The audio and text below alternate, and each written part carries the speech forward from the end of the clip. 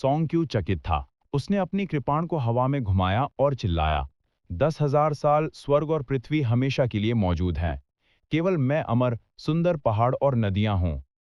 आओ जियो ने एक अधीर अभिव्यक्ति प्रकट की और ठंडे स्वर में कहा, क्या आपका काम अभी तक हो गया है?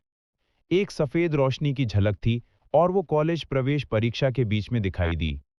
थंडर रॉक लूनर शैडो कृपाण में वापस आ गया और वापस उसके हाथों में उड़ गया। इससे पहले कि सोंग के सुंदर पहाड़ और नदियां बन पाती, उसने सोंग की छाती पर एक लंबा घाव काटने के लिए कृपाण का इस्तेमाल किया। घाव पर बिजली की रोशनी इधर से उधर उछली।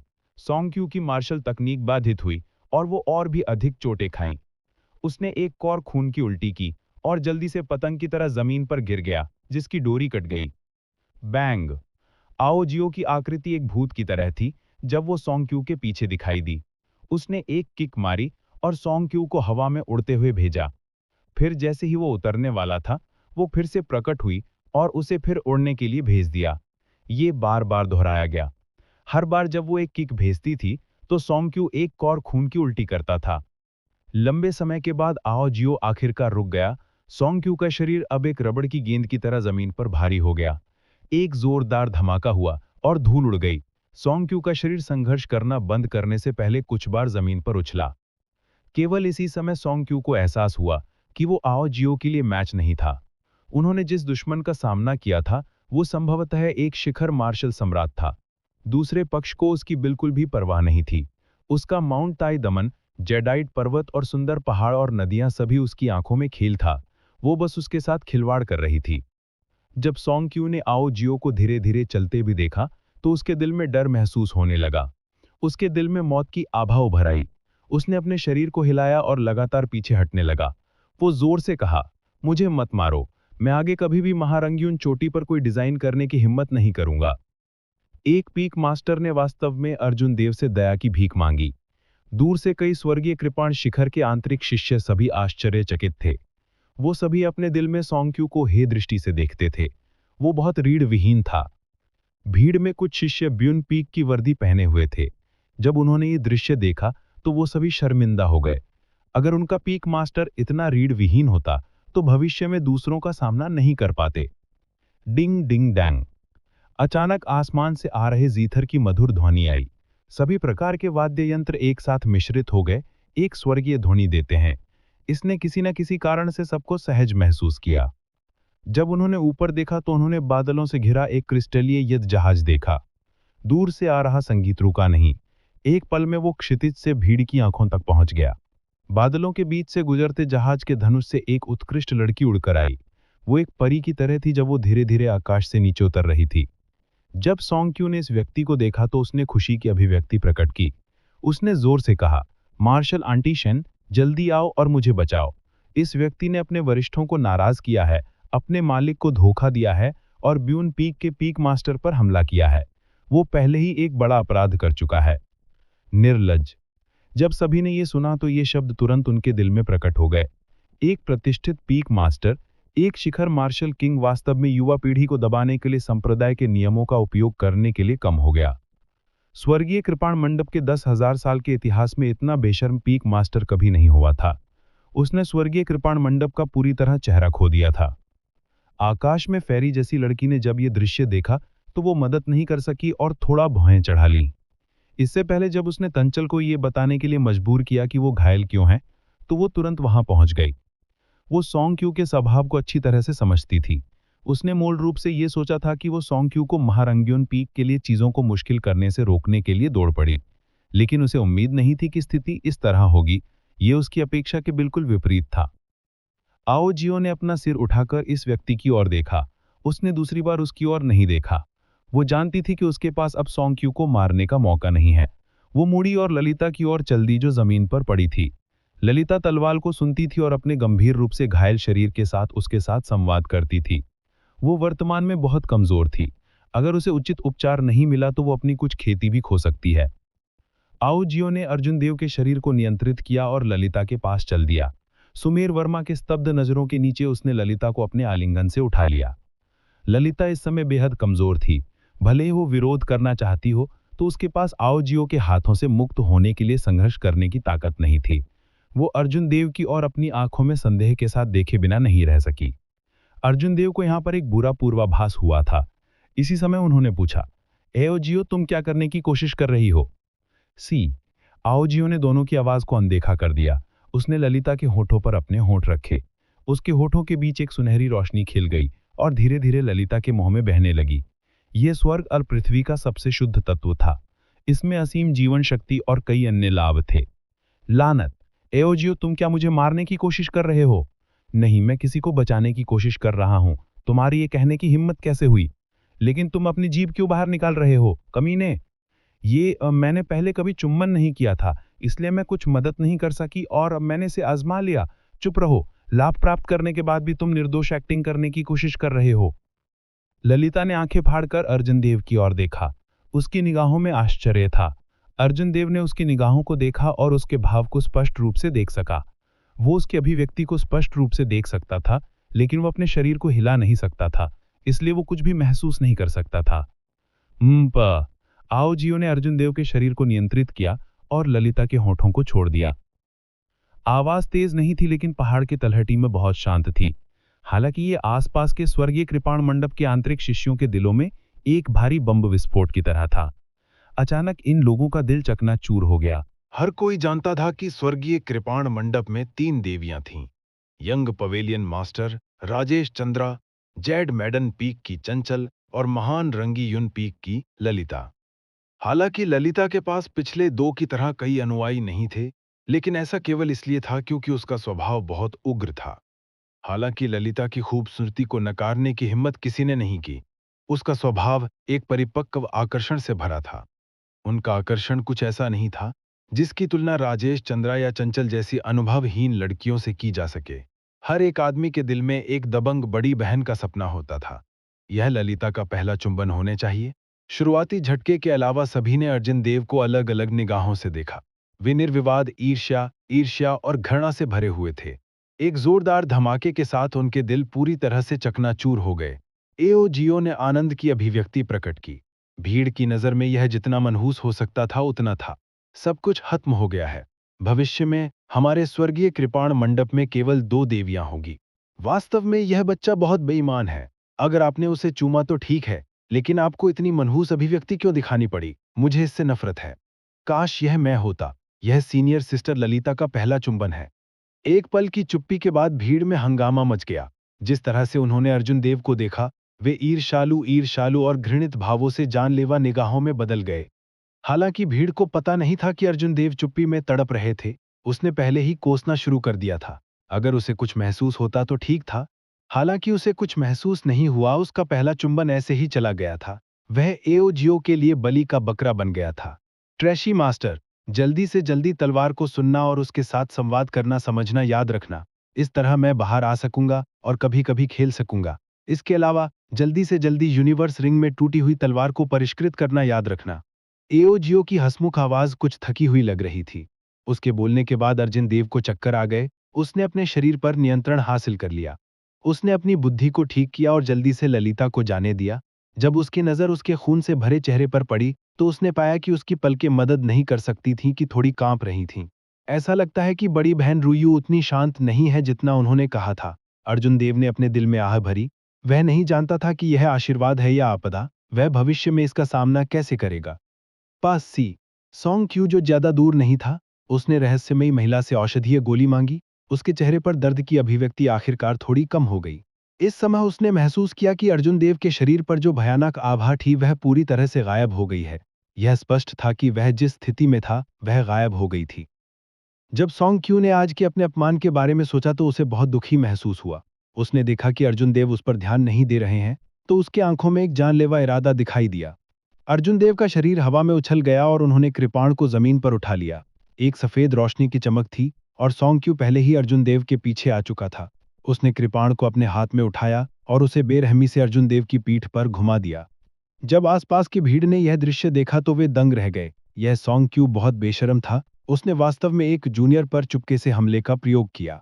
अर्जुन देव का दिल कठोर हो गया। मेरी जान खत्म हो गई है। जिस पल से सॉन्ग क्यू ने अपनी कृपाण पकड़ी, उसने क्यू से जानलेवा हत्या का अनुभव किया। हालांकि एओजीओ के अपने शरीर पर कब्जे के बिना भले ही वह हत्या की बात को महसूस कर रहा हो, उसका शरीर एक शिखर मार्शल किंग के प्रति समय पर प्रतिक्रिया नहीं कर पाएगा। सबसे खास बात यह थी कि उस पर पीछे से हमला किया गया था। अगर वह प्रतिवार करना चाहता तो उसे पलटने का मौका भी नहीं मिलता। हत्ता पाई। ठीक इसी समय महारंगी उन पीक के शिखर से एक चीख आई। यह स्क्रैम शब्द था। यह ऐसा था जैसे यह समय और स्थान के माध्यम से यात्रा करता और अंतरिक्ष के माध्यम से छेद करता। इसने एक असीम बल को रोक लिया। जैसे ही यह सॉन्ग क्यू के शरीर में टूट गया, भीड़ को सॉन्ग क्यू के शरीर पर स्क्रैम शब्द स्पष्ट रूप से दिखाई दिया। आकाश में एक छोटी दुनिया दिखाई दी। सॉन्ग क्यू का शरीर अचानक मुड़ा और रबड़ की गेंद की तरह वापस लुढ़क गया। भूम भूम भूम। एक अनजानी दूरी तक लुढ़कने के बाद सॉन्ग क्यू की आकृति महारंगी मुन पीक की तलहटी से पूरी तरह से गायब हो गई। नरक के द्वार की यात्रा करने के बाद अर्जुन देव को अपनी पीठ के नीचे एक ठंडक महसूस हुई और वह ठंडे पसीने में टूट गया। अर्जुन देव कौन है? अचानक कानून प्रवर्तन कक्ष की वर्दी पहने हुए 4 मार्शल किंग्स आसमान से उतरे। उतरने के बाद उन्होंने तुरंत जोर से पूछा। यह पता चला कि जब कन्हैया मेहरा ने देखा कि उसके पिता खतरे में हैं, तो उसने लोगों को कानून प्रवर्तन कक्ष को सूचित करने के लिए भेजा। यह देखकर कि कानून प्रवर्तन कक्ष के लोग आ गए हैं, ढोलकियों की तरह लपेटे गए कन्हैया मेहरा जल्दी से कूदकर बाहर आ गए। उन्होंने अर्जुन देव की ओर इशारा करते हुए जोर से कहा, वह वही है जिनके मन में अपने बुजुर्गों के लिए कोई आदर नहीं है। सबसे पहले उसने मेरे पिता का अपमान किया, फिर उसने एक गुप्त तिजोरी उधार ली और ब्यून पीक के पीक मार्चर को मारने की कोशिश की। उसने बड़े अपराध किए हैं। मैं कानून प्रवर्तन कक्ष के बुजुर्गों से विनती करता हूं कि ऐसा करने वाले पर मौके पर ही मार दिया जाए। कानून प्रवर्तन कक्ष जानता है कि वह क्या कर रहे हैं। हस्तक्षेप करना तुम्हारा काम नहीं है। एक व्यक्ति ने घृणा से कन्हैया मेहरा की ओर देखा। एक अन्य व्यक्ति ने एक कदम आगे बढ़ाया और अर्जुन देव से कहा, हमारे साथ चलो। तुम्हारे जाने से पहले हम इस मामले की जांच करेंगे। जब ललिता, जो पालथी मारकर बैठी और स्वस्थ हो रही थी, ने कानून प्रवर्तन कक्ष की आवाज सुनी, तो वह जल्दी से उठी और अपने स्वास्थ्य लाभ को बाधित किया और कहा, एक पल इंतजार करो। मैं व्यक्तिगत रूप से अब से 3 दिन बाद कानून प्रवर्तन कक्ष की यात्रा करूंगी। क्या सब कुछ? कृपया अभी के लिए अपनी छुट्टी लेंगे। ललिता इस बात को लेकर बहुत स्पष्ट थीं कि कानून प्रवर्तन कक्ष किस तरह की जगह है। वे सामान्य मामलों को निष्पक्ष रूप से संभालते थे। हालांकि अगर इसमें स्वर्गीय कृपाण मंडप के ऊपरी सोपानों को शामिल किया गया, तो अर्जुन देव के प्रवेश के बाद उन्हें बाहर आने का मौका नहीं मिलता। उन्होंने कहा, कौन जानता है कि 3 दिन में क्या होगा। अगर आप खुद को समझाना चाहते हैं तो अभी हमारे साथ चलो। उस व्यक्ति ने ललिता के सुझाव को स्वीकार नहीं किया और अडिग तरीके से कहा। ललिता घायल हो गई।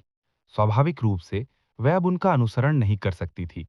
अर्जुन देव ने पहल की और कहा, मेरे गुरु के लिए चीजों को मुश्किल मत बनाओ, मैं तुम्हारे साथ जाऊंगा। बूम। ठीक इसी समय एक आयताकार लकड़ी का बक्सा 4 कानून प्रवर्तन हॉल मार्शल किंग्स के सामने उतरा। लकड़ी का बक्सा 4 कानून प्रवर्तन हॉल मार्शल किंग्स का सामना कर रहा था। लकड़ी का बक्सा बहुत साधारण लग रहा था। कोई भी नग्न आंखों से इसके बारे में कुछ अलग नहीं देख सकता था। हालांकि उस पर 4 साहसिक और अत्याचारी शब्द लिखे हुए थे, जैसे कोई सम्राट व्यक्तिगत रूप से आया हो। जब 4 law enforcement hall martial kings ने लकड़ी के बक्से पर शब्दों को देखा, तो उनके भाव बहुत बदल गए। उन्होंने अपना सिर उठाया और महारंगी उन चोटी के शिखर को आदरपूर्वक प्रणाम किया। फिर वे उस स्थान को ऐसे छोड़ दिए जैसे कि वे भाग रहे हों। ये ऐसा था जैसे कोई अदृश्य हाथ आकाश से उतरा और लकड़ी की छीलन पकड़ ली। श्वा की आवाज के साथ हाथ पीछे हट गया, जैसे कि कुछ हुआ ही ना हो। वो लकड़ी का बक्सा जाना पहचाना लग रहा था। हालांकि अर्जुन देव इस बारे में सोचने की जहमत नहीं उठा सके। वह मुड़ा और ललिता को फिर से नीचे धकेल दिया। उन्होंने कहा, स्वस्थ होना जारी रखें। आपने स्वस्थ होने में बिताया सारा समय बर्बाद कर दिया। ललिता ने धीरे से सिर हिलाया। महारंगीन चोटी के विशाल शिखर को देखते हुए उसकी टकटकी जटिल थी। उसने खुद से आह भरी और फिर से पालथी मारकर बैठ गई। रहस्यमयी परी जैसी लड़की के चेहरे पर एक कोमल मुस्कान थी। वह धीरे धीरे अर्जुन देव की तरफ चली गई और बोली, नायक युवावस्था से निकलते हैं। मैंने ये यात्रा बिना कुछ लिए की है। यदि आपके पास भविष्य में समय है तो मुझे आशा है कि छोटे भाई ये जेड मेडन पीक की यात्रा कर सकते हैं। बोलने के बाद लड़की ने औषधीय गोलियों की एक बोतल निकाली और सुमेर वर्मा को दे दी। उसने उसे ललिता को सौंपने का निर्देश दिया। सुमेर वर्मा के सुअर जैसे चेहरे पर एक उत्तेजित भाव प्रकट हो रहा था। हालांकि आगे जो हुआ उससे उसके दिल में उत्साह तुरंत गायब हो गया। लड़की ने अर्जुन देव को एक नाम कार्ड दिया और कहा, यदि आपके पास समय हो तो कृपया जेड मेडन पीक की यात्रा करें। आसपास के सभी स्वर्गीय कृपाण मंडल के आंतरिक शिष्यों की ईर्ष्या भरी निगाहों के तहत अर्जुन देव ने नाम कार्ड प्राप्त किया। इस लड़के की आभा असाधारण थी। एक नजर से ऐसा लग रहा था जैसे वह एक गहरी खाई में गिर गया हो, खुद को बाहर निकालने में असमर्थ हो। वह मदद नहीं कर सकते थे कि यह उसे अजीब लगा। जेड मेडन पीक में इतनी खूबसूरत लड़की कैसे हो सकती है? वह चंचल से भी अधिक उत्कृष्ट हैं। उसने हाथ मिलाया और कहा, बड़ी बहन के निमंत्रण के लिए बहुत बहुत धन्यवाद। अगर मेरे पास भविष्य में समय होगा तो मैं निश्चित रूप से जेड मेडन पीक की यात्रा करूंगा। अर्जुन देव के बोलने के बाद आसपास के सभी लोगों ने अजीब भाव प्रकट किए। वे खुद को मदद नहीं कर सकते थे और अपने दिल में सोच नहीं सकते थे कि यह बच्चा बहुत बेशर्म है। वह बूढ़े आदमी सॉन्ग से भी अधिक बेशर्म है। जब लड़की ने यह सुना तो वह पहले तो दंग रह गई, फिर वह जोर से हंसी। वह एक परी की तरह थी, जो सभी को मोहित कर रही थी और उन्हें अपनी भौहें ऊपर उठाने का कारण बना रही थी। आना याद रखना, मैं पहले अपनी छुट्टी लूंगी।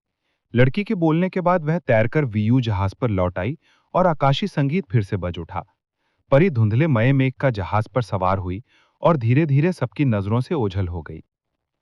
सबकी नजरें देखकर अर्जुन देव को लगा कि उन्होंने कुछ गलत कह दिया है। हालांकि वह यह पता नहीं लगा सकता था कि क्या गलत हुआ है।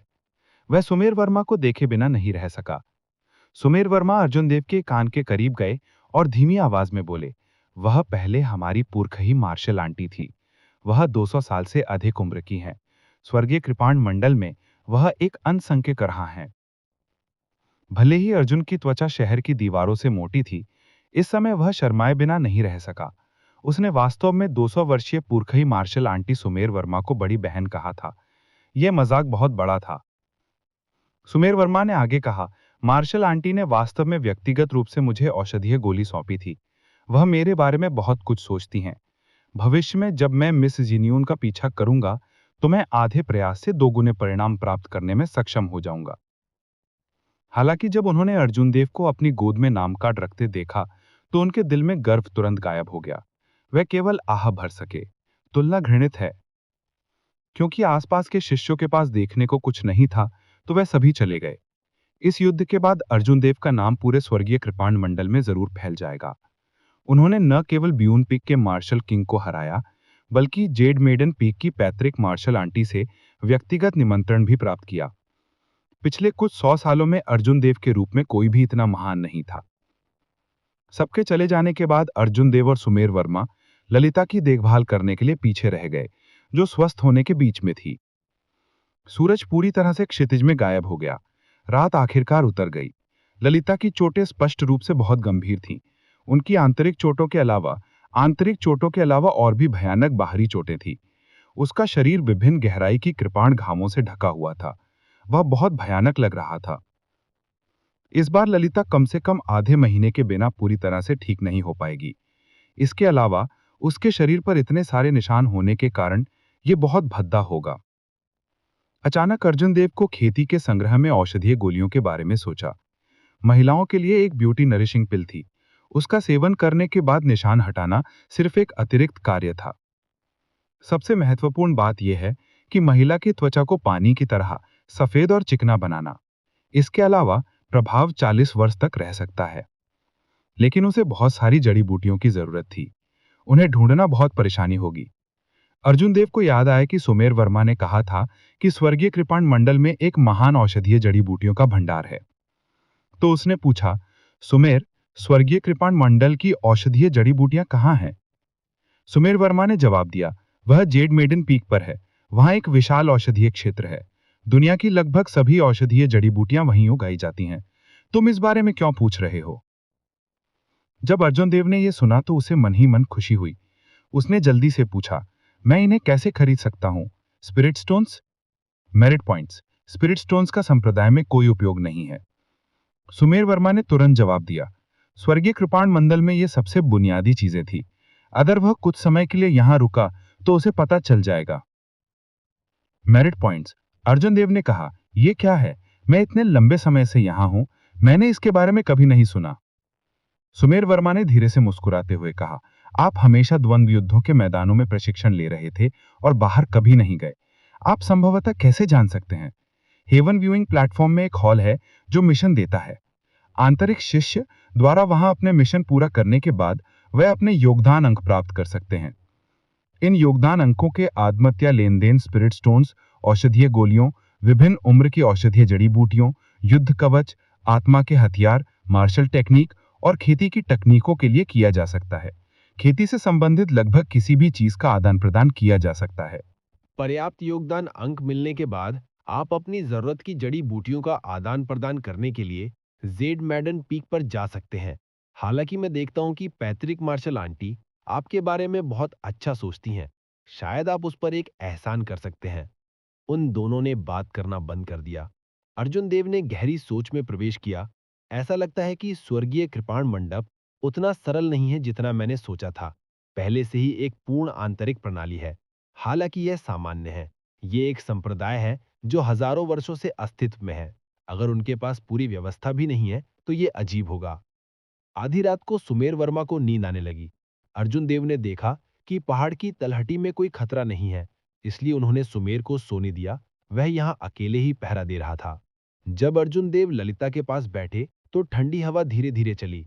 उसके पास करने के लिए कुछ नहीं था, क्योंकि वह तारों से भरे रात के आकाश को देख रहा था। कमजोर तारों की रोशनी ने अर्जुन देव की दृष्टि को बाधित नहीं किया। मार्शल ग्रैंड मास्टर के लिए आगे बढ़ने के बाद उन्होंने पाया कि उनकी छह इंद्रियां पहले की तुलना में बहुत मजबूत थीं। हालांकि वह रात भर दिन की तरह नहीं देख सकता था, लेकिन जब वह जाग रहा था तो उसके लिए किताब के शब्दों को पढ़ना आसान था। बहता हुआ बादल शास्त्र एक प्राचीन मार्शल शास्त्र के अवशेष से लिया गया था। तथाकथित मार्शल शास्त्र मार्शल तकनीक और खेती की तकनीक से बहुत अलग था। इसका उपयोग सीधे युद्ध में नहीं किया जा सकता था। यह मार्शल तकनीक की तरह नहीं था जो एक किसान की खेती को उनकी चाल में प्रकट कर सकता था।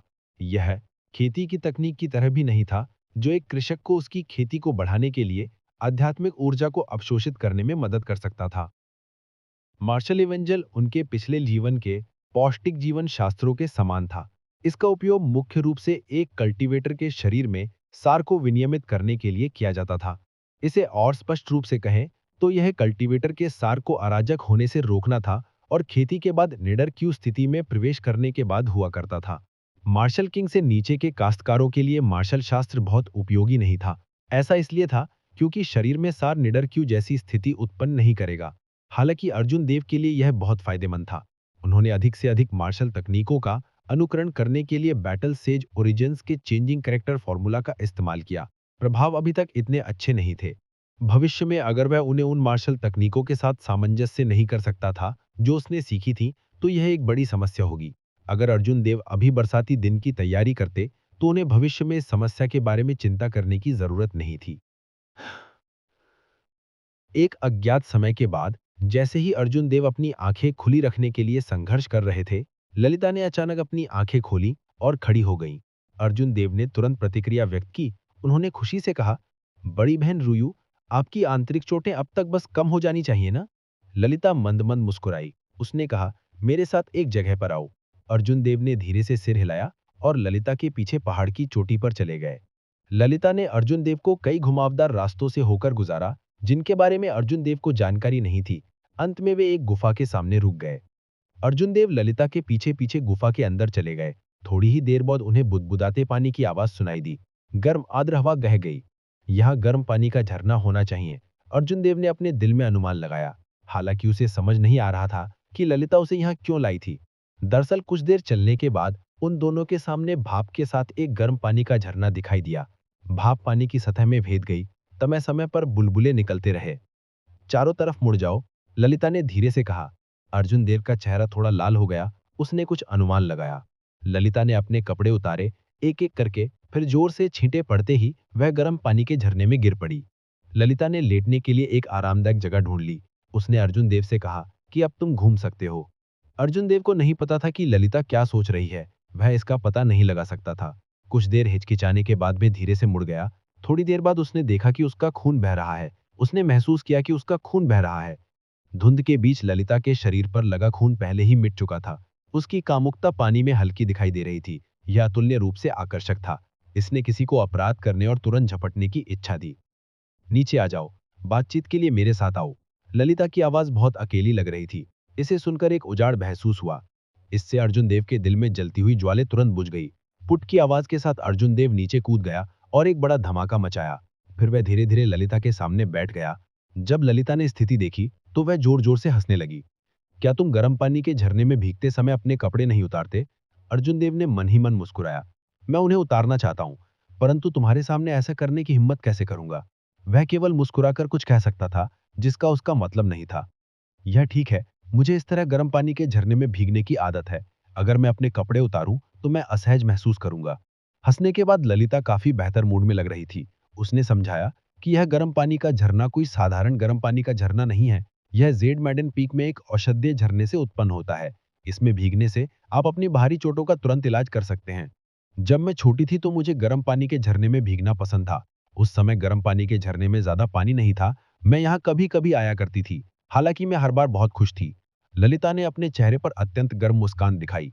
ऐसा लग रहा था जैसे वह एक बहुत सुखद अतीत को याद कर रही हो। हालांकि थोड़ी देर बाद वे उजाड़ हो गई। हालांकि मेहरांगुन पीक के पतन के बाद मैं यहाँ अधिक से अधिक बार आने लगी। उस समय मैं हर रोज लड़ती थी। जब सुमेर, योगेंद्र शर्मा और अन्य युवा थे, तो उन्हें अक्सर धमकाया जाता था। हर बार मैं तुरंत दौड़ पड़ती थी। चाहे किसी ने भी उन्हें धमकाया हो, मैं उन्हें 10 गुना या 100 गुना भुगतान करूंगी। चाहे मैं कितनी भी घायल हूं, मैं उन्हें भुगतान करूंगी। जब से मैं छोटी थी तब से उन लोगों ने मेहरांगुन चोटी को निगलने के विचार को कभी नहीं छोड़ा। उन्होंने धमकी और प्रलोभनों का उपयोग किया। उन्होंने हर तरह के घृणित तरीकों का इस्तेमाल किया। मैं आज तक सहन करती रही। मैं लगभग हर बार लड़ती रही। मैंने खुद को मजबूत बनने के लिए मजबूर किया। कदम दर कदम कदम वहीं जहां मैं आज हूँ। ललिता एक बड़बड़ाहट की तरह थी। वह थोड़ी देर में बहुत कुछ बोल गई। उन शिकायतों के अलावा वे उसने जब वह छोटी थी तो उसने अतीत में मेहरंगुन चोटी की महिमा के बारे में अधिक बात की। उस समय वह अभी भी छोटी थी। मेहरांगुन चोटी स्वर्गीय कृपाण मंडप की सबसे ऊंची चोटी थी। द्वंद्व युद्ध के मैदान हर रोज लोगों से खचाखच भरे रहते थे। पहाड़ की तलहटी में हर रोज लोगों की भीड़ रहती थी। लोगों के आने जाने का सिलसिला अनंत समय तक चलता रहता था। उसके बाद उन्होंने व्यक्तिगत रूप से मेहरांगुन चोटी के दुर्भाग्यपूर्ण परिवर्तन को देखा। जिन लोगों ने मेहरांगुन चोटी पर कृपा करने की कोशिश की थी, वे सभी पलट गए और उसे रौंद दिया। इतने बड़े परिवर्तन ने उनके युवा दिल पर बड़ा झटका दिया। अर्जुन देव को मन ही मन दुख हुआ। उसे लगा कि वे एक ही नाव में हैं। जब वो छोटा था तो वो चोटी से नीचे तक भी गिर गया था। उन्होंने सभी की ठंडी निगाहों और अपमान का सामना किया था। हालांकि अर्जुन देव ने भ्रष्टता में डूबने का फैसला किया। इसके बाद से वो उभर नहीं पा रहे थे।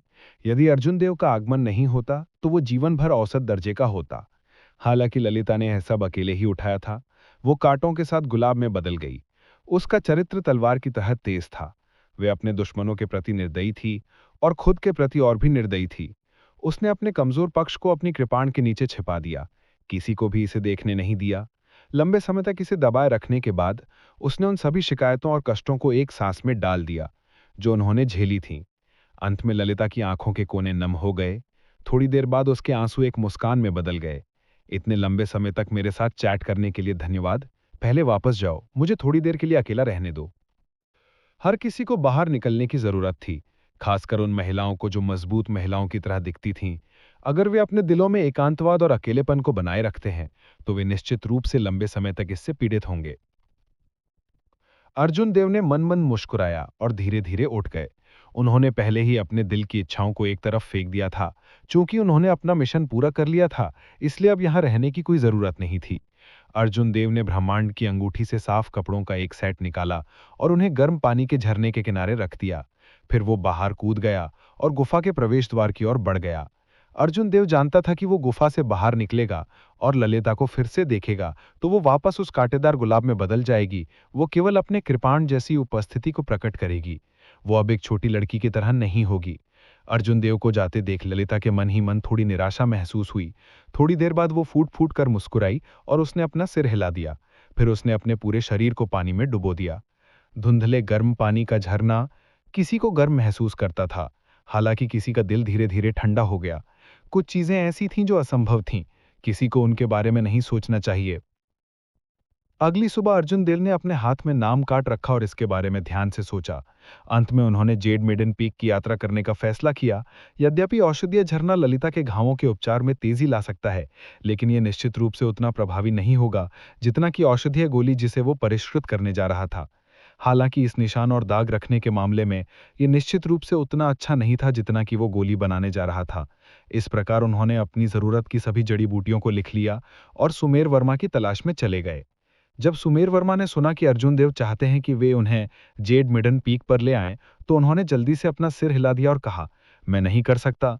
देखो मेरा चेहरा सुअर के सिर की तरह कितना सूज गया है। मैं इस तरह बाहर कैसे जा सकता हूं? अगर मिस जिन्यून ने मुझे देखा तो मुझे मरने का मन करेगा। अर्जुन देव को उम्मीद नहीं थी कि सुमेर वर्मा उनको ठुकराने के लिए इस तरह का कारण का इस्तेमाल करेंगे। उन्होंने इसे मजेदार पाया और सबसे अच्छे बदलाव के लिए बस गए। तो फिर क्या आप मुझे जेड मेडन पीक के पैर में भेज सकते हैं? सुमेर वर्मा ने हंसते हुए कहा, पहले मुझे यह कहने दो कि मैं पहाड़ पर नहीं जाऊंगा, मैं बाद में एक लबादे में बदल जाऊंगा। थोड़ी देर बाद सुमेर वर्मा घुप्पन काले रंग के लबादे में दिखाई दिए। हुड ने उसके चेहरे को पूरी तरह छाया में ढक लिया, जिससे दूसरों के लिए उसे स्पष्ट रूप से देखना मुश्किल हो गया। हालांकि यह कुछ अजीब लग रहा था। अर्जुन देव ने फीकी मुस्कान के साथ कहा, हे, ये और भी पसंद है, रास्ता दिखाओ। जब सुमेर वर्मा के पास करने को कुछ नहीं था तो वो जेड मिडन पीक पर जाना पसंद करते थे, इसलिए वो मार्ग से बहुत परिचित थे। वो अर्जुन देव को जेड मिडन पीक की तलहटी तक ले गए। जेड मिडन पीक जमीन से ऊपर ऊंची थी। शिखर पर बादल और कोहरा छाई हुई थी और पहाड़ों में अनगिनत हरी हरी भरी हुई थी। पूरा जेड मेडन पीक एक नाजुक खुशबू से भरा हुआ था। उसे दूर से सूंघा जा सकता था, और जब कोई उसे सूंघता था तो ये किसी को आराम और खुशी का एहसास कराता था। अर्जुन देव को आश्चर्य की बात यह थी कि पहाड़ की तलहटी में अन्य चोटियों के कई शिष्य थे। वे सभी अपनी सूरत के अलावा 2 और 3 के समूह में खड़े हुए थे, बातें कर रहे थे और हंस रहे थे। जेड मेडन पीक के शिष्य पहाड़ से नीचे आ रहे हैं, अचानक किसी ने जोर से कहा। भीड़ इतनी उत्तेजित हो गई कि वो मधुमक्खी के झुंड की तरह दौड़ पड़ी। उन्होंने अपनी सुंदरता की परवाह नहीं की। जब उन्होंने एक दूसरे को धक्का दिया और सामने की ओर धकेल दिया। वे केवल जेड मेडन पीक शिष्यों तक पहुंचने वाले पहले बनना चाहते थे। जूनियर सिस्टर शिव, क्या आप एक संप्रदाय मिशन करने जा रही हैं? मुझे आपके साथ चलने दो। मैं हाल ही में superior grade martial grand master के लिए आगे बढ़ गया हूं। मैं आपकी सुरक्षा की गारंटी दे सकता हूं। जूनियर सिस्टर शिव, मैंने कुछ दिन पहले एक अर्थ रैंक स्पिरिट वेपन प्राप्त किया था। मेरी शक्ति बहुत बढ़ गई है। मुझे तुम्हारे साथ चलने दो। मुझे तुम्हारे साथ चलने दो। मेरे पास एक गहन रैंक का युद्ध कवच है। मैं इसे तुम्हें दे सकता हूं और यह तुम्हारी रक्षा करेगा। सफेद कपड़ों में एक लड़की तारों से घिरे चांद की तरह भीड़ से घिरी हुई थी। आसपास के वातावरण में स्वर्गीय कृपाण मंडप के आंतरिक शिष्य थे, जो उसे खुश करने की कोशिश कर रहे थे। उन सभी ने संप्रदाय मिशन करने के लिए उसके साथ जाने की इच्छा व्यक्त की। जूनियर सिस्टर शिव के चेहरे पर अधीरता के भाव थे। उसने अपने आसपास के लोगों की नजरअंदाज किया। अंत में वो गुस्सा हो गई और अपने आसपास के लोगों को डांटा। तभी कोई भी उसका पीछा नहीं कर रहा था। अर्जुन देव को यह दिलचस्प लगा और उन्होंने पूछा, क्या चल रहा है? एक लड़की को घेरे हुए लोगों का एक समूह क्यों है? सुमेर वर्मा ने उत्तर दिया, स्वर्गीय कृपाण मंडप की अन्य चोटियों में महिलाओं की तुलना में पुरुष अधिक हैं। अगर वे शिष्य एक लड़की ढूंढना चाहते हैं तो वे केवल जेड मेडन पीक को निशाना बना सकते हैं। हालांकि पुरुषों को जेड मेडन पीक पर जाने की अनुमति नहीं है, इसलिए वे केवल पहाड़ के तल पर इंतजार कर सकते हैं। तो ये मामला है। सुमेर वर्मा कैसे ऊपर गए? जब अर्जुन देव ने इसके बारे में सोचा तो वे संदेह के बिना पूछे नहीं रहे, क्या सुमेर वर्मा के बारे में कुछ खास हो सकता है? सुमेर वर्मा गर्व से बोले, मैं कौन हूं? ये लोग मेरी तुलना कैसे कर सकते हैं? अगर मैं जेड मेडन पीक में प्रवेश करना चाहता हूं तो ये आसान होगा। इसके अलावा मैं बहुत लोकप्रिय होऊंगा। ये लोग मेरी तुलना नहीं कर सकते। जैसे ही वे बात कर रहे थे, जेड मेडन पीक शिष्य जिनके मामले में उन दोनों के पास चल गई। सुमेर वर्मा स्पष्ट रूप से घबराए हुए थे। उन्होंने जल्दी से बात करना बंद कर दिया और अपना सिर नीचे कर लिया। जैसे ही वो उनके पास से गुजरी, लड़की अचानक रुक गई। उसने मुड़कर सुमेर वर्मा को ध्यान से देखा। थोड़ी देर बाद उसने एक अजीब अभिव्यक्ति प्रकट की। सुमेर वर्मा, आपने इस तरह के कपड़े क्यों पहने हैं? क्या आपने अपनी चोटों की वजह से छुट्टी के लिए आवेदन नहीं किया? अब आप इतने जीवंत क्यों हैं? मैं बस तुम्हें ढूंढने ही वाली थी। सुमेर वर्मा ने निरुपाय होकर कहा, जूनियर सिस्टर शिव, मैं यहाँ एक दोस्त के साथ आने के लिए आया हूँ। मैं वास्तव में घायल हूँ। मैं तुमसे झूठ नहीं बोल रहा हूँ। जूनियर सिस्टर शिव ने कहा, कौन तुम पर विश्वास करेगा? जल्दी से मेरे साथ वापस आ जाओ। पिछले कुछ दिनों के तुम्हारे जाने के बाद उस खेत में जो पक्षी चोंच मार रहे हैं, जिसका मैं प्रभारी हूं, मुझे मास्टर से डांटा गया। जल्दी से मेरे साथ वापस आओ और उन पक्षियों को दूर भगाने में मेरी मदद करो, नहीं तो मैं मास्टर से कह दूंगा कि तुम झूठ बोल रहे हो। तुम्हें भविष्य में वहां जाने की अनुमति नहीं दी जाएगी। देखते हैं तुम सीनियर सिस्टर च्यू का पीछा कैसे करने वाले हो। अर्जुन देव को यह मजेदार लगा। तो यह Sumer Varma jade maiden peak पर है, जो जड़ी बूटी के खेत की रक्षा के लिए पक्षियों का पीछा करने जैसा काम कर रहा है। वह पहले बहुत उदार था। कोई आश्चर्य नहीं कि वह जेड मेडन पीक पर जा सकता है। जब आसपास के लोगों ने सुना कि जूनियर सिस्टर जियो ने पक्षियों को भगाने के लिए पहाड़ पर जाने की जरूरत है, तो उन सभी ने उसे घेर लिया। वे चिल्लाए, चूंकि वह तैयार नहीं है, इसलिए मैं जाऊंगा और आपकी मदद करूंगा। जूनियर सिस्टर जियो ने सूंघा और कहा, तुम्हें जाने के लिए किसने कहा? कहीं शांत जगह जाओ और रहो। अर्जुन देव मन ही मन चकित थे। उन्हें उम्मीद नहीं थी कि पक्षियों का पीछा करने जैसी नौकरी के लिए इतने सारे लोग लड़ेंगे। इस दृष्टिकोण से सुमेर वर्मा को वास्तव में अहंकारी होने का अधिकार था। सुमेर वर्मा को एक कोने में मजबूर कर दिया गया, वह रंगे हाथों पकड़ा गया। वह केवल जूनियर सिस्टर जियो का जेड मिडन पीक तक ही पीछा कर सकता था। अर्जुन देव चुपचाप उन दोनों के पीछे पीछे चल रहा था। वह कौन है? क्या वह नहीं जानता कि बाहरी लोगों को जेड मिडन पीक में प्रवेश करने की अनुमति नहीं है? जूनियर सिस्टर जियो ने नाखुशी से कहा, जब उसने अर्जुन देव को उनका पीछा करते देखा। सुमेर वर्मा ने जल्दी से समझाया, उनके पास मार्शल ग्रैंड अंकल का नाम कार्ड है, उन्हें आमंत्रित किया गया था। आप अर्जुन देव हैं? जूनियर सिस्टर जियो की आंखें चमक उठीं क्योंकि उसने सुखद आश्चर्य में कहा। थोड़ी देर बाद उसने थपथपाया और कहा, वह इतना अच्छा नहीं लग रहा। तुमने सॉन्ग क्यू का पीछा क्यों किया? यह लड़की वास्तव में प्रत्यक्ष थी। अर्जुन देव मन मन मुस्कुराए और कोई जवाब नहीं दिया। वे तीनों आगे बढ़ते रहे। रास्ते में अर्जुन देव को पता चला कि कैसे सुमेर वर्मा ने पक्षियों को खदेड़ दिया। जेड मेडन पीक पर जड़ी बूटी का क्षेत्र बहुत विशाल था। पहाड़ पर कई पक्षियों की नजर जड़ी बूटी के खेत पर थी। कभी कभी वे नीचे जाते थे और जड़ी बूटियों को चोंच मारते थे। इसके अलावा ये पक्षी साधारण पक्षी नहीं थे, वे लंबे समय से जेड मेडन पीक की समृद्ध आध्यात्मिक ऊर्जा में स्नान कर रहे थे। उनकी बुद्धि पहाड़ पर पक्षियों की तुलना में बहुत अधिक थी। एक बार जब उन्हें एक ओपनिंग मिल जाती थी तो वे तुरंत झुंड में आ जाते थे। चोटी पर जड़ी बूटी के खेत में जड़ी बूटियों में से किसी एक की कीमत 1000 सोने की होगी। यह अफसोस की बात होगी अगर पक्षियों द्वारा एक पुरानी जड़ी बूटी को खा लिया जाए। इसलिए जेड मिडन पीक के ऊपरी क्षेत्रों को इन पक्षियों से निपटने के लिए सिरदर्द था। कभी कभी जब कुछ स्पिरिट हर्ब्स परिपक्व हो जाते थे तो उच्च दर्जे के फ्लाइंग स्पिरिट बीस्ट्स भी आते थे। इसलिए हर जड़ी बूटी के खेत की रक्षा लोगों द्वारा की जाएगी। एक समय था जब जेड मेडन पीक के पास पर्याप्त मनुष्य शक्ति नहीं थी, इसलिए उन्होंने एक संप्रदाय मिशन जारी किया। सुमेर वर्मा बहुत भाग्यशाली थे और उन्होंने यह मिशन प्राप्त किया। सुमेर वर्मा पक्षियों को भगाने में बहुत माहिर थे। जब तक कि यह जड़ी बूटी का खेत था जिसकी वह रखवाली कर रहा था, तब तक कभी भी कोई पक्षी उस पर चोंच नहीं मारता था। इसलिए जब मिशन की समय सीमा समाप्त हो गई तो जेड मेडन पीक के पीक मास्टर ने उन्हें पक्षियों का पीछा करने के प्रभारी फील्ड गार्ड का पद भी दे दिया। अर्जुन देव को यह भी पता चला कि जियो उपनाम की लड़की का नाम यू हुआन था। वह इस साल 14 साल की थी। रास्ते में वह अक्सर अर्जुन देव को परेशान करती थी और उससे कुछ अजीब सवाल पूछती थी, जिससे उसे सिरदर्द होता था। जल्द ही समूह पहले चौकी पर पहुंच गया। अर्जुन देव ने अपने मार्शल ग्रैंड अंकल का नाम कार्ड सौंपा। चौकी की रखवाली करने वाले व्यक्ति ने उन्हें नहीं रोका, यहां तक कि उन्होंने अर्जुन देव के लिए रास्ता दिखाने के लिए भी किसी को भेजा। जब उन्होंने अर्जुन देव को सीधे जेड मेडन पीक पर चढ़ते देखा तो पहाड़ की तलहटी में खड़े लोग अत्यंत हैरान थे। उनमें से कुछ लोगों ने सोचा कि वे सीधे जेड मेडन पीक पर चढ़ सकेंगे। अंत में इससे पहले कि वे चौकी पर पहुंचते, उन्हें बेरहमी से ढलान से नीचे फेंक दिया गया। वे अपने मुंह के बल गिरे और नीचे लुढ़क गए। उन्होंने बहुत सा फेस खो दिया था। हम ऊपर नहीं जा सकते, वह बच्चा सीधे कैसे जा सकता है? किसी ने आश्चर्य से कहा। कोई व्यक्ति था जिसने अर्जुन देव को कल देखा था। उन्होंने मजाक करते हुए कहा, वह मार्शल ग्रैंड अंकल का नाम कार्ड का इस्तेमाल कर रहे हैं। यदि आपके पास है तो निश्चित रूप से आप भी सीधे ऊपर जा सकते हैं। उन्होंने कहा, तो वह अर्जुन देव हैं? वे तो केवल एक अवर ग्रेड मार्शल ग्रैंड मास्टर हैं। उन्होंने सॉन्ग क्यू का पीछा कैसे किया? उन्होंने महारंग्यून पीक के गुप्त खजाने का इस्तेमाल करके सॉन्ग क्यू को दूर भगाया। इसके अलावा महारंग्यून पीक के पुराने पीक मास्टर ने भी एक चाल चली। अपनी शक्ति से वह बियून पीक के पीक मास्टर के लिए एक मैच कैसे हो सकते हैं? शिखर पर अर्जुन देव अभी भी ये शब्द नहीं सुन सकता था। एक जड़ी बूटी के खेत पर पहुंचने के बाद वे अब सुमेर वर्मा और जियो युवान के साथ यात्रा नहीं कर रहे थे। एक के बाद एक अर्जुन देव के सामने जड़ी बूटी के खेत दिखाई दिए। यह एक आंख खोलने वाला था। सुमेर वर्मा की बात सच ही थी। जब वह चला गया तो उसने 10,000 से भी अधिक जड़ी बूटियां देखीं। कुछ स्पिरिट हर्ब्स जिन्हें बढ़ने के लिए एक विशेष वातावरण की आवश्यकता होती है के अलावा तियानवु महाद्वीप की सभी जड़ी बूटियां यहां आसानी से पाई जा सकती हैं। थोड़ी देर बाद अर्जुन देव को एक खड़ी चट्टान की चोटी पर ले जाया गया। चट्टान के किनारे एक लकड़ी का पवेलियन था। वह हवा में मंडप की तरह खड़ा था। वरिष्ठ भाई, ये थोड़ी देर के लिए यहीं रुको, मैं जाकर पहले मार्शल ग्रैंड अंकल को सूचित करूंगी। अर्जुन देव ने सिर हिलाया। थोड़ी देर बाद अर्जुन देव को यहां लाने वाली लड़की बाहर आई और अर्जुन देव को पवेलियन के हॉल में ले गई। परी जैसी लड़की जिसे उसने कल देखा था, वह एक लकड़ी की कुर्सी पर बैठी थी और उसके चेहरे पर एक कोमल सी मुस्कान थी।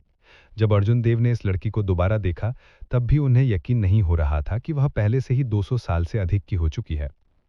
हालांकि इस बार उन्होंने लापरवाही बरतने का हिम्मत नहीं की। अर्जुन देव ने आदरपूर्वक कहा। अर्जुन देव ने पुरखा मार्शल आंटी को नमस्कार किया। मैंने कल आपको नाराज किया है। मुझे उम्मीद है कि पुरखा मार्शल आंटी मुझे माफ करने के लिए पर्याप्त उदार हैं। लड़की मन मन मुस्कुराई और गोलियों की एक बोतल निकालकर अर्जुन देव को दे दी। उसने कहा, कोई बात नहीं, मुझे उम्मीद नहीं थी कि आज आप यहाँ आएंगे। मुझे आपसे कुछ पूछना है, क्या आपने यह गोली स्वयं परिष्कृत की है? अर्जुन देव ने इसे प्राप्त किया और एक नजर डाली। यह रक्त पुनर्आपूर्ति गोली थी जिसे उन्होंने व्यक्तिगत रूप से परिष्कृत किया था। वह सोचने लगे, इसके बाद जब नांगोन यान ने उस गोली को देखा जिसे मैंने परिष्कृत किया था, तो वह भी अतुल्य रूप से चौंक गया। क्या ऐसा हो सकता है कि मैंने जिस गोली को परिष्कृत किया है उसमें किसी प्रकार का रहस्य है? हालांकि यह सोचने का समय नहीं था, उसे कैसे जवाब देना चाहिए। कुछ देर हिचकिचाने के बाद अर्जुन देव ने ईमानदारी से जवाब देने का फैसला किया। पुरखा मार्शल आंटी को रिपोर्ट करते हुए, यह गोली वास्तव में मेरे द्वारा व्यक्तिगत रूप से परिष्कृत की गई है। मुझे आश्चर्य है कि क्या इसमें कुछ गलत है? परी जैसी लड़की की आंखों की गहराई में एक अजीब सी नजर चमक उठी। वह मुस्कुराई और बोली, इसमें कुछ भी गलत नहीं है। मैं तुमसे एक गोली को परिष्कृत करने में मदद करना चाहता हूं। मुझे आश्चर्य है कि क्या तुम इसमें मेरी मदद कर सकते हो? लिंगवीन पर्वत श्रृंखला महारंग्यून पीक की तलहटी में राजेश चंद्र के चेहरे पर एक जटिल भाव था। जब वह वहां खड़ी थी, थोड़ी देर हिचकिचाने के बाद अंत में उसने अपना मन बना लिया और वह लाल छाया में बदल गई और जल्दी से पहाड़ के बीच की ओर बढ़ गई। थोड़ी देर बाद वह महारंग्यून पीक के बीच में ललिता के आंगन के बाहर पहुंची। उसने गोलियों की एक बोतल निकाली और उसे कसकर पकड़ लिया। अंत में वह ललिता के आंगन में दाखिल हो गई। यंग पवेलियन मास्टर, आप यहाँ क्यों हैं? बलवीर सिंह ललिता के कमरे से बाहर आया। जब उसने राजेश चंद्र को देखा तो उसने आश्चर्य से पूछा। राजेश चंद्र ने उदासीनता से कहा, ललिता कहाँ है? क्या वो अपने कमरे में है? बलवीर सिंह ललिता और राजेश चंद्र के बीच रंजिश के बारे में जानते थे। वो राजेश चंद्र को पसंद नहीं करती थी। उसने धीरे से कहा, बड़ी बहन रुयू बस सो गई थी। अब उसे परेशान न करना ही बेहतर है। वो सो गई, ये भी अच्छा है। राजेश चंद्र ने गोलियों की बोतल निकाली और बलवीर सिंह को सौंप दी। उन्होंने कहा, हालांकि मुझे इस गोली का नाम नहीं पता है, लेकिन ये बाहरी और आंतरिक चोटों के इलाज में काफी प्रभावी है। बलवीर सिंह ने इसे संदिग्ध रूप से प्राप्त किया। उसने बोतल खोली और एक गोली निकाली। उसने एक संदिग्ध अभिव्यक्ति प्रकट की और कहा, ये वही क्यों है जो गोली भाई अर्जुन देव ने मुझे दी थी? पहले से ही दरवाजे पर मौजूद राजेश चंद्र रुक गए। उसने पीछे मुड़कर बलवीर सिंह से उत्साह से पूछा, भाई अर्जुन देव ने आपको ये गोली दी है? जियामंग ने सिर हिलाया और अपनी जेब से औषधीय गोलियों की एक बोतल निकाली। उन्होंने कहा, यह औषधीय गोली है जो भाई अर्जुन देव ने योगेंद्र शर्मा को दी थी। ये बिल्कुल आपकी जैसी है। ये अर्जुन देव, ये है। इस तरह से जैसे राजेश चंद्र के दिमाग में बिजली की एक लहर गिर गई। वो दंग रह गई। उसे उम्मीद नहीं थी कि ये अर्जुन देव होगा। क्या ऐसा हो सकता है कि वो उस रात उसके साथ था? राजेश चंद्र ने अपनी बुद्धि को ठीक किया और कहा, वो कहाँ है? वो कहाँ गया? क्या वो अभी भी महारंगी चोटी पर है? राजेश चंद्र को अचानक अर्जुन देव को खोजने की हड़बड़ी महसूस हुई। सच्चाई बहुत अविश्वसनीय थी। जिस व्यक्ति को वो इतने लंबे समय से खोज रही थी, वो वास्तव में वो विकृत चोर था। अर्जुन देव सुमेर के साथ सुबह सुबह जेड मेडन पीक पर गए थे। जेड मेडन पीक में अर्जुन देव को लगा कि उन्होंने गलत सुना है। उनके मार्शल ग्रैंड अंकल वास्तव में चाहते थे कि वो उन्हें एक औषधि गोली को परिष्कृत करने में मदद करें। हालांकि वो उनके द्वारा महसूस की गई शक्ति को महसूस नहीं कर सकता था। अर्जुन देव ने अनुमान लगाया कि ये व्यक्ति कम से कम एक मार्शल सम्राट था। इतनी शक्ति और लंबे समय तक जेड मेडन पीक में रहने के साथ उसका रसायन कौशल कमजोर कैसे हो सकता है? मार्शल ग्रैंड अंकल, क्या आप मजाक कर रहे हैं? हमारी मार्शल ग्रैंड मदर की मदद करने के लिए दवा परिष्कृत करने के लिए आपके पास कौन सा गुण या प्रचार है? मेरा नाम शैन मंजुन है। आप मुझे सिर्फ सीनियर शैन कह सकते हैं। मार्शल ग्रैंड मदर बहुत पुरानी लगती हैं। सच कहें तो मुझे इसे पसंद नहीं है। शैन मंजुन ने कोमल मुस्कान के साथ कहा, मैं आपके शरीर में स्पिरिट कोर को महसूस कर सकता हूं, इसलिए मुझे आपकी दवा का ग्रेड पता है। इसलिए मैं जिस पिल को बनाना चाहता हूं वो ग्रेड के कारण नहीं है, बल्कि गढ़ने की प्रक्रिया के कारण है। मेरे पास यहाँ एक पिल रेसिपी है, एक नजर डालिए। अर्जुन देव को अचानक अपने दिल में डर महसूस हुआ। उसने वास्तव में एक क्षण में अपने आध्यात्मिक केंद्र को महसूस किया था, लेकिन उसने उसे बिल्कुल भी महसूस नहीं किया था। यह व्यक्ति कितना मजबूत था। अमर क्लाउड जीवन विस्तार पिल। रसायन रेसिपी पर नजर डालने के बाद अर्जुन देव चौंक गए। उनके हाव भाव नहीं बदले। अर्जुन देव ने इसे ध्यान से देखा। जब वो देखना पूरा कर लेता था तो अर्जुन देव को कुछ हद तक समझ में आ गया था कि शैन मंजुन का क्या मतलब था। पता चला कि इस गोली की शोधन विधि बिल्कुल वैसी ही थी जैसे कल्टीवेशन के संग्रह में अल्केमी विधि थी। शैन मंजुन शायद इसका पता नहीं लगा पाएगा। अर्जुन देव की ब्लड रिप्लेनिशिंग पिल देखने के बाद वो तुरंत महसूस किया कि इस ब्लड रिप्लेनिशिंग पिल की शोधन विधि वर्तमान शोधन विधि से बहुत अलग है। इस अमर क्लाउड जीवन विस्तार पिल के लिए एक प्राचीन अल्केमी विधि की आवश्यकता है। मैं ये पता लगाने में पूरी तरह से असमर्थ हूँ जी ये कैसे करना है। आपकी इस ब्लड रिप्लेनिशिंग पिल को प्राचीन अल्केमी विधियों का उपयोग करके परिष्कृत किया जाना चाहिए। जब तक आप ये जानते हैं कि ये कैसे करना है, तो आपको अमर क्लाउड जीवन विस्तार पिल को परिष्कृत करने से नहीं डरना चाहिए। शैन मंजुन ने बगल से धीरे से कहा। अर्जुन देव ने बहुत जल्दी सोचा। जब उसने नानगोंग यान के रवैये के बारे में सोचा तो उसे लगा कि वो मामले को तुरंत स्वीकार नहीं कर सकता है। आखिरकार कोई किसी व्यक्ति को लंबे समय से जानता है लेकिन उसके दिल को नहीं। अर्जुन देव ने शैन मंजुन से केवल 1 या 2 बार मुलाकात की थी। अगर वो इसे स्वीकार करता है तो परिणामों की गारंटी देना मुश्किल होगा। अपनी वर्तमान शक्ति के साथ अगर वास्तव में उसके साथ कुछ हुआ तो वो शैन मंजुन का विरोध बिल्कुल भी नहीं कर पाएगा। मन बनाने के बाद अर्जुन देव ने गंभीर आवाज में कहा, सीनियर शैन, मेरी अल्केमी विधि एक रहस्यमयी अल्केमी विधि से आई थी। मुझे इस अमर क्लाउड जीवन विस्तार पिल की शोधन विधि समझ नहीं आती है। शैन मंजुन की आंखें निराशा से भर गईं जब उसने कहा, मुझे एक पुराने दोस्त की जान बचाने के लिए इस पिल को परिष्कृत करने की आवश्यकता है। यदि आप वास्तव में इसे परिष्कृत कर सकते हैं तो मैं 1 महीने के भीतर आपकी कल्टीवेशन को मार्शल हाइनेस दायरे में बढ़ाने में आपकी मदद कर सकता हूं। अप्रत्याशित रूप से ये उसके लिए नहीं था। इस बात से अर्जुन देव हैरान रह गया। हालांकि शैन मंजुन की जीवन शक्ति को देखते हुए ये समझ में आया था कि वो लंबे समय तक जीवित रही थी। उसके लिए और 100 साल तक जीना कोई बड़ी बात नहीं थी। वो किसी सुस्त व्यक्ति की तरह नहीं लग रही थी। 1 महीने के भीतर अपनी साधना को मार्शलसन दायरे में बढ़ाना अर्जुन देव के लिए बिल्कुल भी आकर्षक नहीं था। वो जानता था कि इस दुनिया में ऐसी औषधि गोलियां थी जो किसी की कल्टीवेशन को तेजी से बढ़ा सकती थीं, या वे अपने पूर्ववर्तियों की कल्टीवेशन प्राप्त कर सकते थे और सीधे अपनी कल्टीवेशन बढ़ा सकते थे। अर्जुन देव को नहीं पता था कि शैन मंजुन किस विधि की बात कर रहे हैं। हालांकि विधि कुछ भी हो, उन सब में एक ही कमी थी। ये साधना उसकी नहीं थी। यदि वो इसे पूरी तरह से परिष्कृत नहीं कर सकता था तो ये भविष्य में बाधा बन सकती थी। जब शैन मंजुन ने देखा कि अर्जुन देव को इस सुझाव में कोई रुचि नहीं है तो उसने आगे कहा, यदि आप चिंतित हैं कि आप इस कल्टीवेशन को परिष्कृत नहीं कर पाएंगे तो आप समान मूल्य की अन्य वस्तुएं चुन सकते हैं। चाहे वो स्पिरिट स्टोन्स हो, secret treasures, martial technique, medicinal pills, spirit weapons या बैटल आर्मर हो, वो सब ठीक हैं। अर्जुन देव ने शीघ्रता से कहा, सीने शाइन ने गलत समझा है। मैं वास्तव में नहीं जानता कि इस अमर क्लाउड जीवन विस्तार पिल को कैसे परिष्कृत किया जाता है। भले ही मैं एक बड़ा वादा करूं लेकिन मैं कुछ नहीं कर सकता। हालांकि मुझे नहीं पता कि इस अमर क्लाउड जीवन विस्तार पिल को कैसे परिष्कृत किया जाता है, लेकिन मेरे पास एक अमर क्लाउड जीवन विस्तार पिल है जो मेरे क्लैन से पारित हुई थी। मैंने अभी तक इसका उपयोग नहीं किया है। यदि सीनियर को इसकी आवश्यकता है तो मैं इसके बदले में सीनियर से इसे अदला बदली कर सकता हूं। अर्जुन देव के बोलने के बाद वो आगे बढ़ा और उसने अपनी यूनिवर्स रिंग से अमर क्लाउड जीवन विस्तार पिल निकाली और शैन मंजुन को सौंप दी। पुरानी पीढ़ी के कुछ लोगों के लिए ये वस्तु बहुत मूल्यवान थी, हालांकि अर्जुन देव के लिए ये बेकार थी। क्या आप उन्हें एस्पिरिट स्टोन्स के लिए बदल सकते हैं?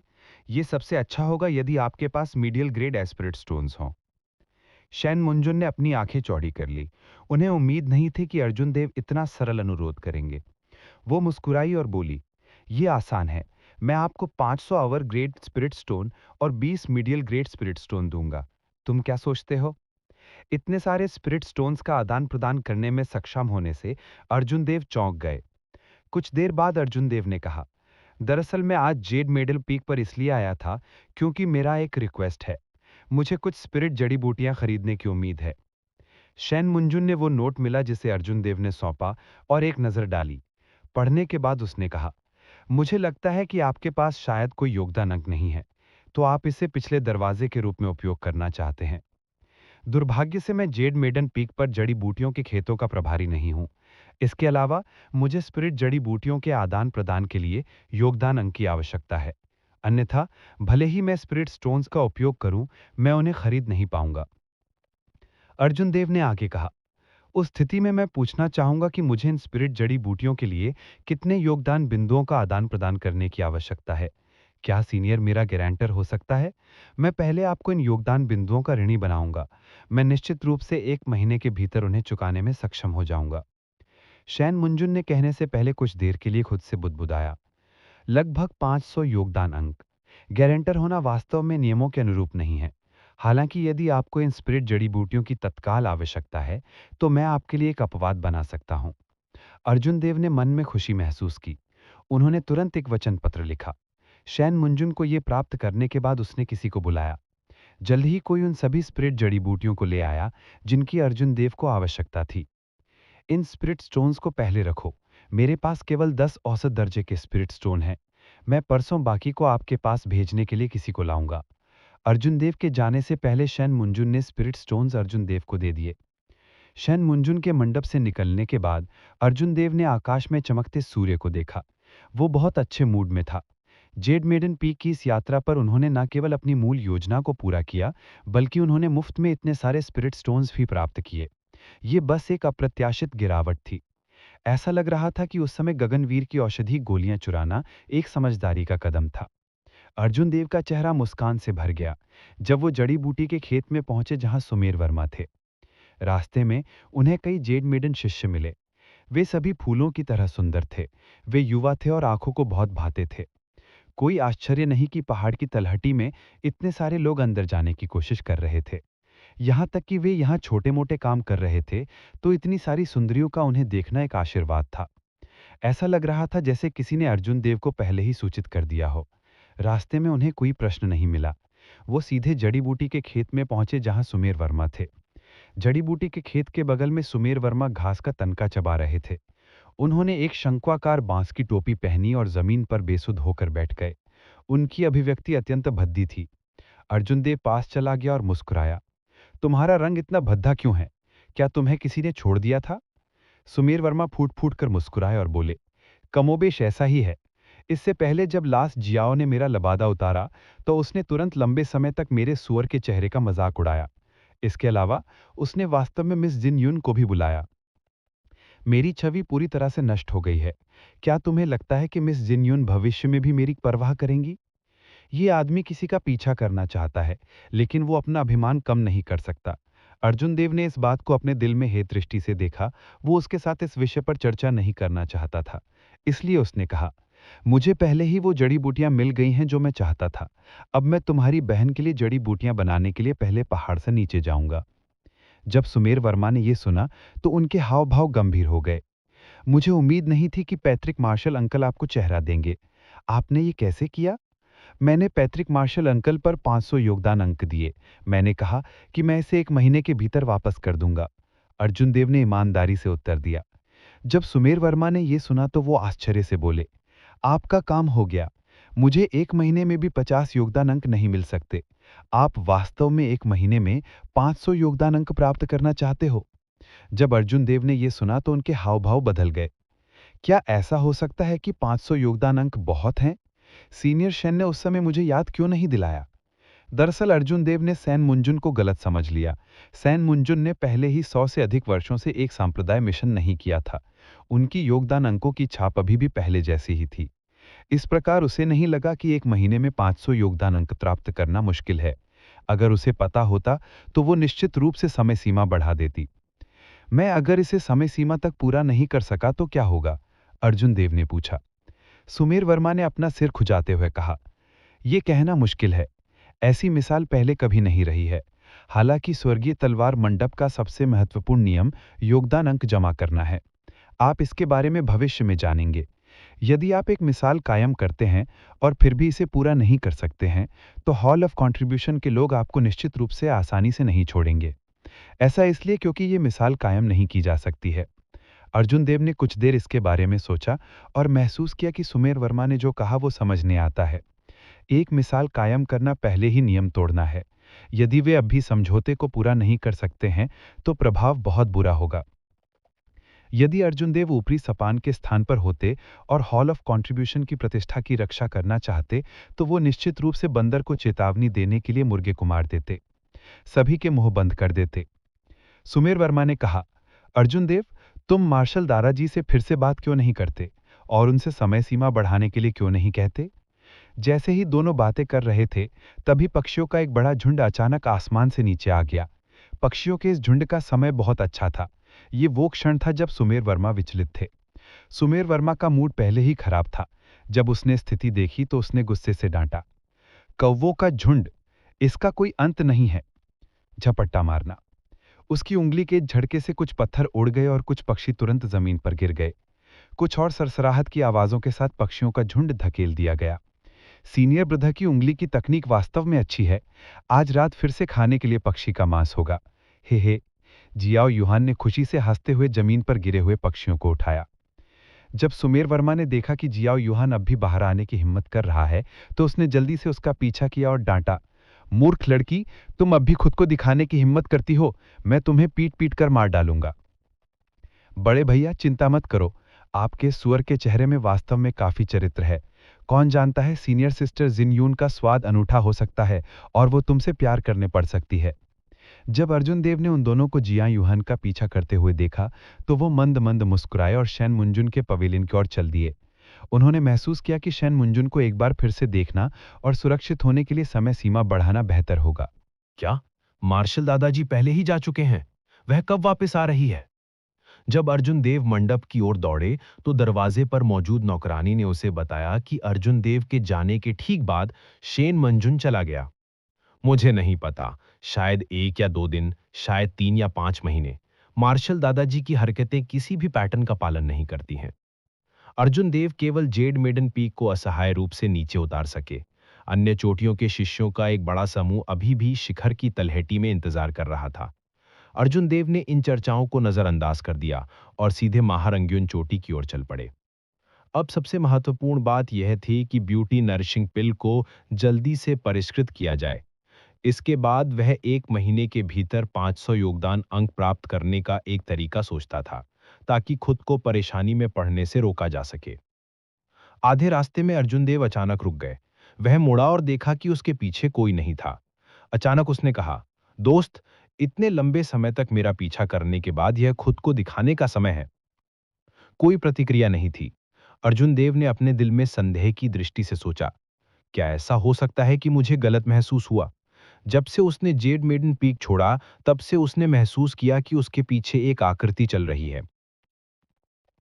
उसने कुछ बार अपनी आध्यात्मिक भावना के साथ क्षेत्र को स्कैन किया, लेकिन उसे कुछ भी महसूस नहीं हुआ। हालांकि उन्हें अपनी आध्यात्मिक भावना पर पूरी तरह से भरोसा नहीं था। उसकी आध्यात्मिक भावना ने ईविल विंड वैली में उसके पीछे मार्शल संत की खोज नहीं की। अर्जुन देव ने फिर से कहा, लेकिन फिर भी कोई दिखाई नहीं दे रहा था। अर्जुन देव अब इससे परेशान नहीं हो सकते थे। अब जबकि सभी जानते थे कि महारंग्युन चोटी में एक पुराना पीक मास्टर है, तो किसी को भी परेशानी की तलाश नहीं करनी चाहिए। जैसे ही अर्जुन देव जाने के लिए मुड़े, एक आकृति जमीन पर मजबूती से गिरी। अर्जुन देव जल्दी से अपने गार्ड के साथ घूम गया। जब उसने इस व्यक्ति की शक्ल देखी तो वह सिर दर्द महसूस किए बिना नहीं रह सका।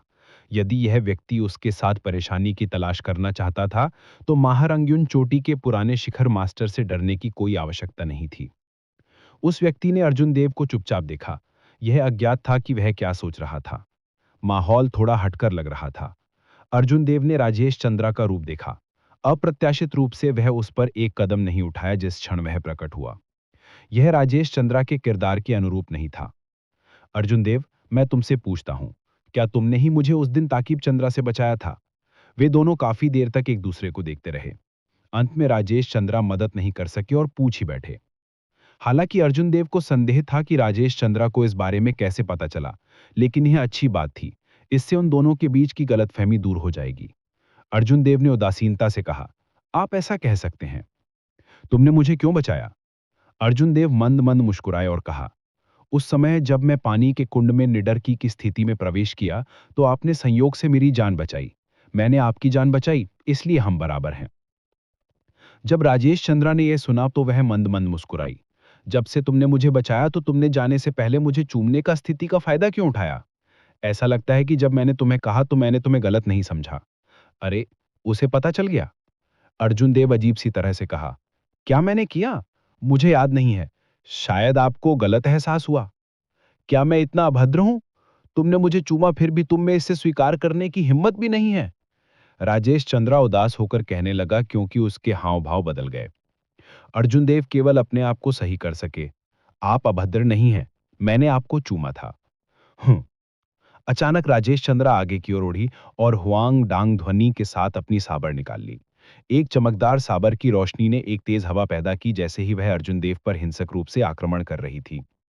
वह पहले भी ठीक थी, अपनी इच्छा से लड़ रही थी। अर्जुन देव को समझ नहीं आया। उसने 3 बहते हुए बादल छवियों को निष्पादित किया और इसे एक विशाल महासागर में बदल दिया। साबर धीरे से झूली और पानी की तरह बह गई। पानी पानी की तरह अच्छा है। पानी से सभी चीजों को लाभ होता है लेकिन लड़ता नहीं है। ऐसा लगता है कि यह लड़ता नहीं है लेकिन वास्तव में यह लड़ता है। बाहरी बल कितना भी मजबूत क्यों ना हो, वह पानी को बुझा नहीं सकेगा। यहाँ तक कि यदि यह वास्तव में शांत हो जाए तो तुरंत ठीक हो जाएगा। भले ही आपके पास हजारों सैनिक और घोड़े हों जो पहाड़ों और समुद्रों को विभाजित कर रहे हैं, मैं टस से मस नहीं होऊंगा। मैं बिना लड़े लड़ता हूं। यह 3 बहते हुए बादल छवियों का सही अर्थ था। बचाव करते समय पलटवार करना, असंख्य परिवर्तनों से निपटने के लिए अपरिवर्तन का उपयोग करना। डांग। राजेश चंद्रा एक कदम पीछे हट गई। उसका चेहरा आश्चर्य से भरा हुआ था। 3 महीने पहले वह अभी भी आसानी से अर्जुन देव को वापस धक्का दे सकती थी। अब जबकि वह अवर ग्रेड मार्शल संत के लिए आगे बढ़ गई थी, तो वह उसे वापस धक्का नहीं दे सकती थी। राजेश चंद्रा ने जमीन से धक्का दिया और फिर से उस पर अपनी साबर से वार किया। अर्जुन देव ने थोड़ी सी भौं सिकोड़ी और हुआंग डांग की आवाज के साथ अपनी साबर को म्यान में कर लिया। उसने इस साबर स्ट्राइक को नहीं चकमा दिया। राजेश चंद्रा के हमले में मारने का कोई इरादा नहीं था। अगर वे लड़ते तो इसका कोई अंत नहीं होता। अर्जुन देव के पास यहां बर्बाद करने का समय नहीं था, इसलिए वह सिर्फ जोखिम ही ले सकता था। वास्तव में राजेश चंद्रा की साबर तब रुक गई जब वह अर्जुन देव के माथे से मात्र आधा इंच की दूरी पर थी। जैसे ही साबर रुकी, साबर द्वारा बनाई गई हवा कांपने लगी। इसने अर्जुन देव के बालों को धीरे से उड़ा दिया। क्या तुम्हें नहीं डर लगता कि मैं तुम्हें एक साबर के प्रहार से मार डालूंगा? राजेश चंद्रा ने ठंडे स्वर में कहा। सभी गुरुओं में से तुमने ललिता को अपना स्वामी लेने का फैसला किया। अर्जुन देव का चेहरा ठंडा पड़ गया। उसे यह सुनना पसंद नहीं था। उसने उदासीनता से कहा, मैं जिसे अपना स्वामी मानता हूं यह मेरे ऊपर है। मुझे लगता है कि हमारे बीच की रंजिश दूर हो गई है। मैंने तुम्हें पहले भी मुझे मारने का मौका दिया था लेकिन तुमने नहीं किया। अब मैं आप छुट्टी लेता हूं। पीछे हटने के बाद अर्जुन देव ने तुरंत मुड़कर ब्लू ड्रैगन क्लाउड सोयरिंग आर्ट को निष्पादित किया। वह जमीन पर गिर गया और धीरे धीरे राजेश चंद्रा की दृष्टि से गायब हो गया। राजेश चंद्रा ने अर्जुन देव को जाते हुए देखा। वह धीरे से मुस्कुराई। खाने के बाद जा रहे हो? क्या इतनी अच्छी बात है? ललिता, देखते हैं इस बार तुम मुझसे कैसे मुकाबला करने जा रही हो। महारंग्यून चोटी पर लौटने के बाद अर्जुन देव ने राजेश चंद्रा के बारे में सोचना बंद कर दिया। उन्होंने ब्यूटी नरिशिंग पिल को परिष्कृत करने पर ध्यान केंद्रित किया। इस ब्यूटी नरिशिंग पिल की रैंक अधिक नहीं थी, लेकिन इसे परिष्कृत करने के लिए आवश्यक सामग्री अत्यंत जटिल थी। कई अंगों के लिए वृद्ध जड़ी बूटियों की आवश्यकता थी। इसके अलावा विफलता को रोकने के लिए उन्होंने सामग्री के कुल 5 सेट तैयार किए थे। यही कारण था कि जड़ी बूटियां इतनी महंगी थी। अर्जुन देव ने ब्लू ड्रैगन मेडिसिन की कढ़ाई निकाली और सुहानी का फिगर तुरंत उसके दिमाग में आ गया। वह धीरे से मुस्कुराया और अपने विचारों को एकत्र किया। उसने कहा, ऐसा लगता है कि मैंने लंबे समय से एक नई औषधीय गोली को परिष्कृत नहीं किया। मुझे आश्चर्य है कि मेरी सफलता दर क्या है। अर्जुन देव ने यूनिवर्स रिंग से जड़ी बूटियों को एक एक करके निकाला और उन्हें मेज पर सफाई से व्यवस्थित किया। उसने अपनी आंखें बंद की और ब्यूटी नरिशिंग पिल को परिष्कृत करने के चरणों को ध्यान से याद करना शुरू किया। कुछ ही देर बाद अर्जुन देव ने धीरे से अपनी आंखें खोली। उन्होंने एक आत्मविश्वास से भरी अभिव्यक्ति प्रकट की। उसने अपनी उंगली और बैंगनी लपटों के 6 धागों को आधा मीटर से अलग कर दिया।